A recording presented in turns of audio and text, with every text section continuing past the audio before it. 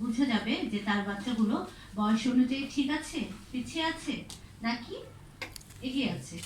এমনও হতে পারে যে আমাদের বাচ্চারা তাদের বয়স অনুযায়ী পিছিয়ে থাকে, অথবা সমান থাকে, অথবা এগিয়ে যায়।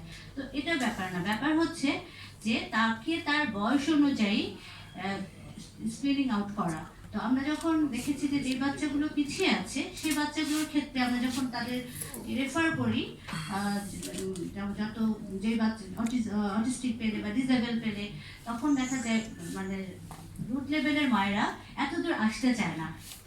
স্যার একটু আগে বললেন যে আমাদের যে শিশু বিকাশ কেন্দ্রগুলো পিছিয়ে পড়ছে। তো আসলে অনেকেই আছে যারা দেখা যাচ্ছে যে চাকরি বেতন পাচ্ছে না, এবং আমাদের এখানেও আসছে যে এখানে কোনো কাজের সন্ধান আছে কিনা। তো আসলে এটা খুবই দুঃখজনক। আমরা শিশু বিকাশ আমরা তো আসলে রেফার করে দিই। হ্যাঁ, আমরা যখন আমাদের গবেষণায় আমরা যে বাচ্চাগুলোকে ফাইন্ড আউট করি, সেই পিছিয়ে পড়া বাচ্চাগুলো আমরা রেফার করে দিচ্ছি, কিন্তু আমরা ফলো আপ করতে পারছি না। এটা আমাদের গবেষণায় একটা লিমিটেশন। এটা গেল আমাদের হচ্ছে যে গবেষণা করতে যে আমরা দেখেছি যে আসলে সচেতনতা বৃদ্ধি খুবই জরুরি। সবচেয়ে বেশি আমি ফোকাস করব পরিবারকে, বাবা মাকে।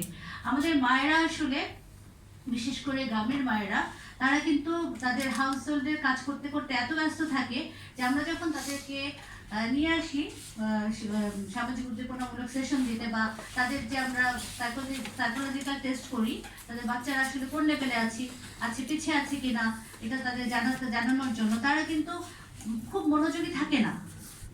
কারণ তাদের বাসায় গিয়ে রান্না করতে হবে, শাশুড়ি থাকে। মানে আমাদের আসলে পরিবার থেকেই আমাদেরকে সচেতনতা বৃদ্ধি করতে হবে। এই জায়গাটাতে আমাদের আসলেই খুব মানে আমার মনে হয় গুরুত্ব দিতে হবে। আর আমি আরেকটু সময় নেব। আমি আজকে সকালে আমারই শ্রদ্ধেয় কলিগ তার পিছিয়ে পড়া বাচ্চাকে নিয়ে সে আজকে একটা ফেসবুকে স্ট্যাটাস দিয়েছে। তো আমি খুবই অনুপ্রাণিত হলাম যে সে তার এই বাচ্চাকে লালন পালন করতে গিয়ে যে ইতিবাচক দৃষ্টিভঙ্গিতে সে যে তার বাচ্চাকে সময় দিচ্ছে, লালন পালন করছে, এটা খুবই জরুরি। তো এরকম সচেতন বাবা মা আসলে আমরা সব জায়গায় পাবো না।